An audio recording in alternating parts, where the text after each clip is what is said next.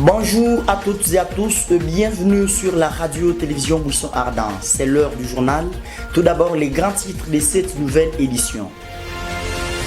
Battu par Félix Tshisekedi à la présidentielle du 20 décembre, Moïse Katumbi, Martin Fayoulou et Floribert Anzoulouni appellent les Congolais à manifester leur mécontentement samedi 20 janvier, jour de l'investiture du chef de l'État. Funguru Mejedu, 18 janvier 2024. Il s'est signalé un cas de justice populaire au quartier d'Ipeta dans la commune urbano-rurale de Fungurumé, où un jeune homme prétendu voleur d'une moto a été brûlé vif. Révélation troublante tire la commission électorale nationale indépendante émise. Tous les candidats membres du bureau et de la plénière proclamés élus députés nationaux.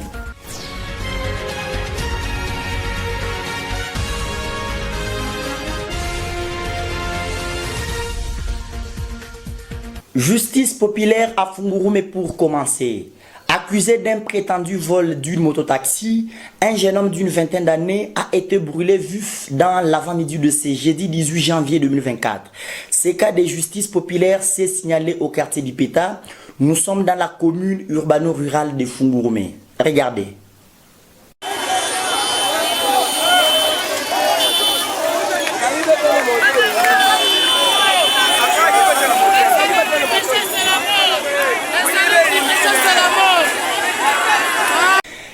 Les figures politiques de l'opposition congolaise, Moïse Katumbi, Martin Fayoulou et Floribert Anzoulouni, ont conjointement appelé les Congolais à descendre dans la rue ce samedi 20 janvier.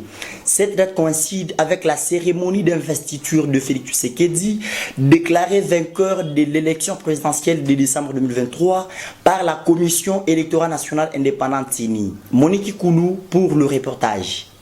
Moïse Katumbi, Martin Fayoulou et Floribert Anzoulouni n'ont pas appelé à ces rassemblements, mais ont demandé à chacun là où il est de manifester son mécontentement, de s'élever et dire non. Une manifestation avait été envisagée dès le 27 décembre à Kinshasa, mais les autorités l'avaient interdite et la police l'avait étouffée dans l'œuf. Nous avons suspendu les actions de masse. Nous ne pouvons pas envoyer les gens à l'abattoir, a commenté Martin Fayoulou, qui a été crédité d'environ 5% de voix à la présidentielle de décembre.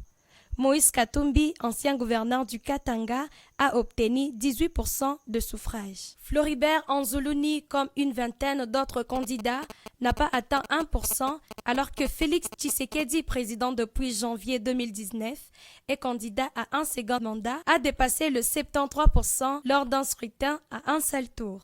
Son investiture est prévue samedi 20 janvier dans le plus grand stade de Kinshasa. Élection toujours. C'est une enquête menée par le fin limier d'Actu7.cd. Selon des sources qui se sont confiées aux médias non alignés et connus pour son professionnalisme, Denis Kadima a signé un scandale historique. Tous les candidats membres du bureau et de la plénière de la CENI ont été proclamés élus députés nationaux. L'on se rend à peine compte que le fameux critère du seuil de représentativité n'a servi qu'à un groupe d'individus au détriment des majorités des candidats. On fait le point avec Franck Kassongo. À titre illustratif, les cas d'Héron Bimwala, fils de Roger Bimwala, membre de la plénière.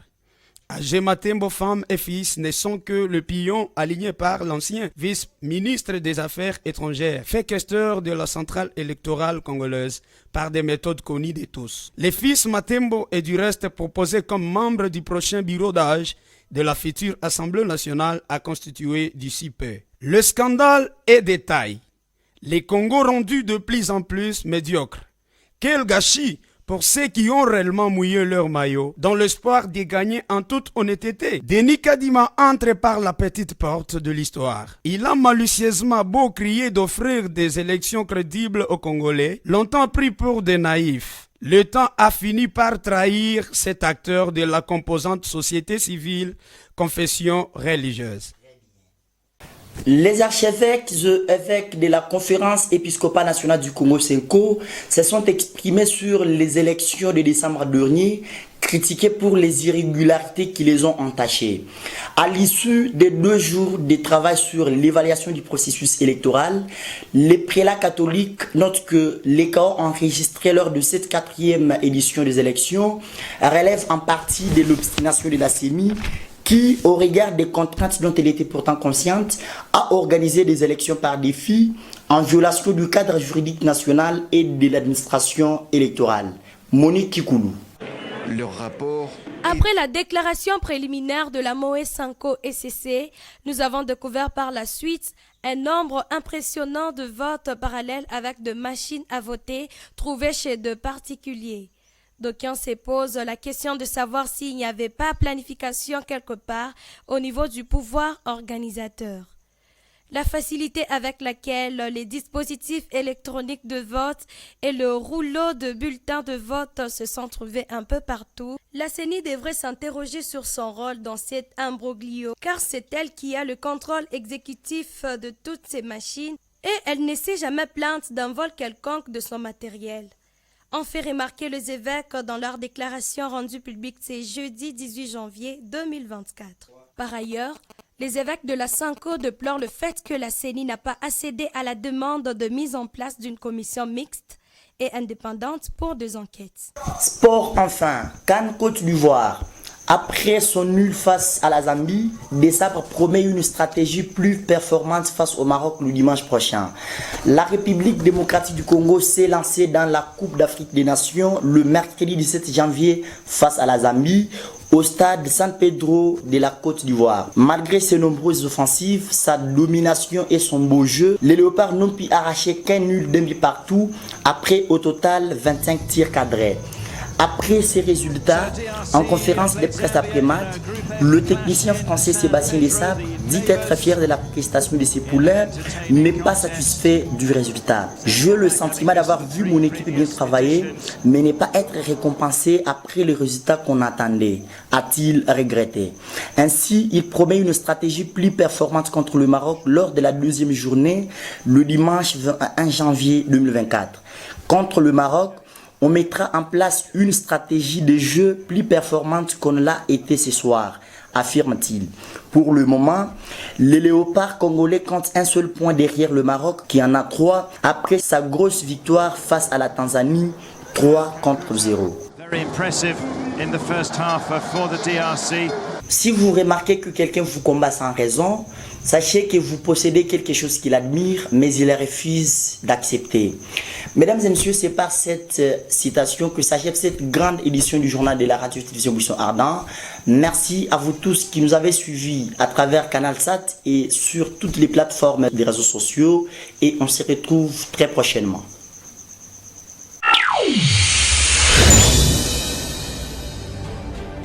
Au centre des vraies informations et d'évangélisation. Ne manquez pas de vivre l'expérience télévisuelle exceptionnelle de la nouvelle technologie. La rédaction, régie, reportage, investigation, l'administration de réalisation et couverture de grands événements avec le matériel ultra professionnel. Des agents bien formés sur informatique audiovisuelle de la nouvelle technologie et un personnel bien qualifié, organisé, discipliné pour votre satisfaction. La qualité de nos services fait de nous le prince de la télévisuelle congolaise dans les Lualaba. Avec la concentration, la détermination et la volonté, tous focalisons sur la réussite. RTBA, la révolution de la télévision. RTBA, l'ouverture des yeux sur le futur. RTBA, la gamme du maître.